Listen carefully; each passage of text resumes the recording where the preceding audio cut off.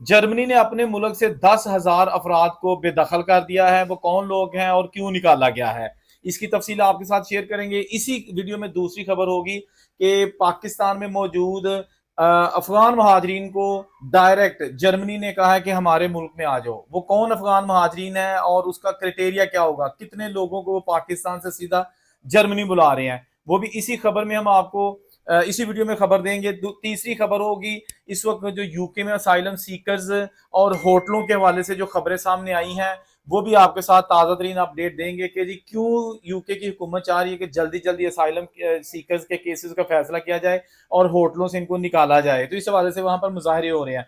तो तीनों खबरें हैं, तीनों अहम है, इसलिए जरा वीडियो को एंड तक देख लीजिएगा, क्योंकि एक भी अगर आपने पार्ट मिस कर दिया फिर आप बाद में कहते हैं यार ये तो पुरानी खबर है, लेकिन मैं वो बता चुका होता हूँ। ठीक है जी। सबसे पहले हम बात करेंगे जर्मनी के जो वजीर दाखिला हैं अलेक्जेंडर, उन्होंने कहा कि सख्त सरहदी इकदाम किए गए हैं जो कि बड़े मौसर साबित हुए हैं। जर्मनी में फिल वक्त 35 लाख ऐसे लोग मौजूद हैं जो कि पनाह गजीन है, उनका ताल्लुक किसी भी कंट्री से हो सकता है। इसके साथ साथ उन्होंने कहा कि जी हम इन चीज़ों को रोकने के लिए जो है ना वो सख्ती से इकदाम कर रहे हैं, और इसमें जो जिन लोगों को निकाला गया है उनका ताल्लुक डिफरेंट कंट्री से है। बहुत सारे ममालक हैं जिनके वो बशिंदे थे और जर्मनी में रह रहे हैं और उनको निकाला गया है। तो इस हवाले से जर्मनी जो ना एक तरफ तो लोगों को अपने मुल्क से निकाल रहा है, लेकिन दूसरी खबर जर्मनी से आई है, उन्होंने कहा कि जी पाकिस्तान में जो लोग इस वक्त मौजूद हैं अफगान, उनको जो है ना वो जर्मनी जो है ना अपने मुल्क में जो है ना वो बुला रहा है। जर्मनी ने ऐलान किया कि वो पाकिस्तान में मौजूद फंसे हुए तकरीबन 2,000 अफगान शहरियों को दोबारा दाखिले की इजाजत देगा, जिन्हें तालिबान हुकूमत के तहत खतरे से दो चार समझा गया था। यह फैसला कई माह की पाबंदी और जर्मनी में दायर कानूनी मुकदमात के बाद सामने आया है। जर्मनी वजारत खारजा के मुताबिक ये अफगान शहरी मुख्तलिफ मराहल में थे और इनकी जांच पड़ताल का अमल दोबारा शुरू कर दिया गया है। मुतलका हुकाम पाकिस्तान में मौजूद है, यानी जर्मनी के जो हुकाम है वो पाकिस्तान में मौजूद है ताकि दाखिले की कार्रवाई आगे बढ़ाई जा सके। वजारत दाखिला जर्मनी का उन्होंने वजाहत किया कि सिर्फ वही अफगान शहरी जर्मनी में दाखिल हो सकेंगे जिनके केसेस अदालत में कामयाब हुए हैं या जिन्हें पहले से बाज़ाब्ता दाखिले की मंजूरी दी गई है। इनके लिए सिक्योरिटी चेकअप लाजमी होंगे और पाकिस्तान से इनके लिए एग्जिट जो है ना परमिट वो लाजमी दरकार होगा। तो ऐसे जो लोग हैं जो कि पाकिस्तान में मौजूद हैं, उनके केसेस चाह रहे थे जर्मनी में वहां पर दाखिले के लिए, तो अब जनाब तकरीबन 2,000 लोगों को जर्मनी जो है ना अपने मुल्क दाखिले की दावत देगा। अब जनाब वो बात करेंगे जो यूके के हवाले से, वहां पनागजीन के हवाले से जो तफसीलात हमारे साथ आई हैं।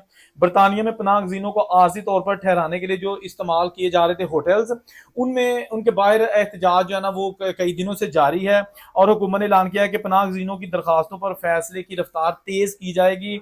हुकूमत का कहना है कि नाकाम दरखास्त गुजारों की अपीलें जल्द निपटाने के लिए नया आज़ाद दायरा कायम किया जाएगा ताकि महंगे और मुतनाज़ा असाइलम सीकर्स के जो होटल हैं इनको ख़त्म किया जा सके, यानी कि इनके केसेस जल्दी जल्दी ख़त्म किए जाएंगे ताकि इनको जो है ना वो इनको वापस इनके मुल्कों में भेजा जाए, या जो भी सूरत हाल है, ताकि इनको जिन होटलों में ठहराया जाता है जिसको कैंप भी कहते हैं उनसे जान छुड़ाई जाए। हुकूमत को बड़ा उस पर भारी खर्चा करना पड़ता है।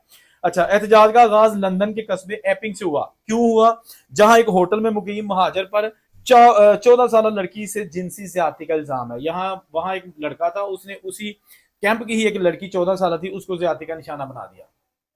ठीक हो गया जनाब।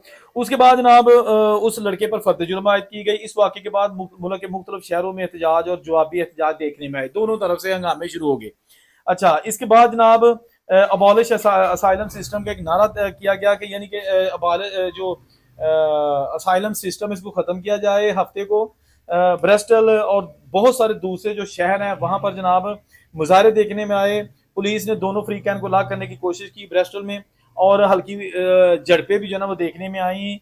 और उसके बाद जनाब लिवरपूल में पुरतशद्दुद वाक़यात भी सामने आए, जिनके वाक़यात के दौरान 11 अफराद को जो है ना वो हिरासत में भी ले लिया गया है ताकि उनको कानून के मुताबिक जो है ना अब कार्रवाई का सामना करना पड़ेगा। हालात जो है ना वो मैं एक समरी आपके सामने पेश कर देता हूँ कि जर्मनी ने अपनी सरहदें सील की हुई है, बंद की हुई है, सख्ती की हुई है जब से नई इत्तेहादी हुकूमत आई है, और कोई भी गैर कानूनी तौर पर जर्मनी जाता है तो उस पर कड़ी निगरानी की जाती है, उसको नहीं दाखिल होने दिया जाता। लेकिन आपको पता है कि लोग चले जाते हैं। अब जनाब उन्होंने तकरीबन 10,000 अफराद ऐसे पकड़े हुए थे जो निकाल दिए हैं, और बाकी जो है ना अफगान शहरियों को वहां बुलाया जा रहा है। यूके के बारे से मैं आपको एक चीज अहम बता देता हूँ। इस वक्त यूके में अगर आप जाकर वहां पर असाइलम करने की जो ना कोशिश करेंगे ना, खासतौर पर जो यूरोपियन शेंजन एरियाज में रहते हैं, फ्रांस, जर्मनी, इटली, स्पेन वगैरह में, उनकी अगर कोशिश है कि वो डंकी लगा के जो इंग्लिश चैनल क्रॉस करते हैं 1500 या 1000 यूरो दे के यूके जाते हैं, मत जाएं। इस वक्त वहां पर ना तो असाइलम का कोई चांस है, ना ही जॉब का कोई चांस है, ना ही पेपरों का कोई चांस है, और ना ही पैसे मिलते हैं। समझ आ गई? यूके का रुख इलीगल तरीके से मत करें। मेरा काम है आपको बताना तमाम हकाइक को मद्देनजर रखते हुए। अगर आप फ्रांस में बैठे हैं, काम कर रहे हैं, करते रहें। पेपर हैं या नहीं है, जर्मनी इटली वगैरह में बैठे हैं, काम है नहीं है, करते रहें। अगर आपको कोई मुश्किल देता है ना कि नहीं नहीं भाजी यूके टूर जाओ, उत्थे जाते पेपर मिल जाएंगे, उत्थे तो जनाब जॉब का मसला कोई नहीं, गलत, झूठ और मिस गाइड है। कभी ऐसा नहीं है। आपने पहले तो इंग्लिश चैनल करना ही पड़ा जो है ना, वो अब उन्होंने मुश्किल कर दिया है, वहां क्रॉसिंग बहुत मुश्किल कर दिया। लोग क्रॉस करते हैं, यूके की जो बॉर्डर पुलिस है उनको पकड़ लेती है, उनका असाइलम कराती है, विद इन डेज उनके देखते हैं कि ये असाइलम इनका जो है ना वो हो सकता है कि नहीं। अगर तो देखते हैं कि बड़ा कमजोर केस है, उसी वक्त उसको वापस फ्रांस भेज देते हैं। समझ आ गई? फ्रांस भेजेंगे, और फ्रांस की हुकूमत और यूके की हुकूमत के दरमियान ये मुआहदा तय पा चुका है कि कोई भी बंदा यूके फ्रांस को वापस कर सकता है जो यूके फ्रांस से जो है ना वो यूके जाता है इंग्लिश चैनल छोटी किश्तियों के जरिए। तो वहां पर जनाब होता यह है कि ये जो मुआहदा है इसके मुताबिक यूके से अगर कोई बंदा वापस भेजा जाएगा तो फ्रांस जो है ना उस वापस आने वाले बंदे को रख लेगी, लेकिन उसके बदले यूके कोई और अच्छा बंदा, यानी कि बेशक उसके पास पेपर है या नहीं, लेकिन अच्छे चाल चलन का मालिक है, तो उसको वापस यूके बुला लेगी। मतलब ये इनका अपना एक कमिटमेंट हुई है। तो अब जनाब जो यूके के हालात हैं वो उन लोगों के लिए तो ठीक है जिनके पास वीजा है, वर्क राइट्स हैं, लेकिन जो स्टडी वीजे पर वहां पे गए हैं उनको भी जॉब्स की प्रॉब्लम्स है, उनको भी जनाब सख्तियों का सामना है। 20 घंटे काम करने की इजाजत, वहां से 20 घंटे में जो पैसे वैसे थोड़े मिलते हैं। 20 घंटे के अगर पैसे पूरे मिले तो बहुत होते हैं, लेकिन वो होता ही है कि अगर 12 पाउंड जो है ना 1 घंटे की बेसिक सैलरी है तो वो मिलती है 6, 7, 8, पूरे पैसे नहीं मिलते। हमारे जो देसी हैं या वलैती हैं उनकी कोशिश होती है कि ये जो बंदे हैं ना इनका खून पिया जाए, निचोड़ा जाए। खासतौर पर जो देसी कम्युनिटी के बिजनेसमैन है ना, सारे नहीं चंद, वो जनाब इस तरह की हरकतें करते हैं। उससे नतीजा ये निकलता है कि वहां पर बेरोजगारी है, जॉब्स का मसला है, और जब मर्जी किसी ने कूद छाड़ देने के जहाँ है नहीं पैसे जो करने का है। ये चीजें वो हैं जो मैं बार बार इसलिए बताता हूँ कि बहुत सारी ऐसी फैमिलीज हैं जिन्होंने कहा था कि भाई हम आपकी वीडियोस देखते थे और आप जो गाइड करते थे वो ठीक था, हमने आपकी बात नहीं मानी और ये कर दिया, अब हम बताएं क्या करें। मैं फिर हाथ जोड़ना, मैं ना तुम जो कर लेना अगो मेरी जिम्मेदारी नहीं, जो मर्जी करो। मैंने आपको वार्न किया था कि अभी हालात किस मुल्क के ठीक है, किस मुल्क के ठीक नहीं है, कौन सा तरीका ठीक है, कौन सा गलत है, वीजा, पेपर, सैलरी किस मुल्क की कितनी है। मेरा काम है ना बताना। अगर तुम इधर सुन के इधर काट दोगे तो मैं की कर सकना, फिर प्रॉब्लम्स आएंगी ना। मैं सबसे पहले जो बात आपसे आखिर में करने लगा हूं, कभी भी आप फैमिली के साथ डायरेक्ट किसी मुल्क में ना जाएं।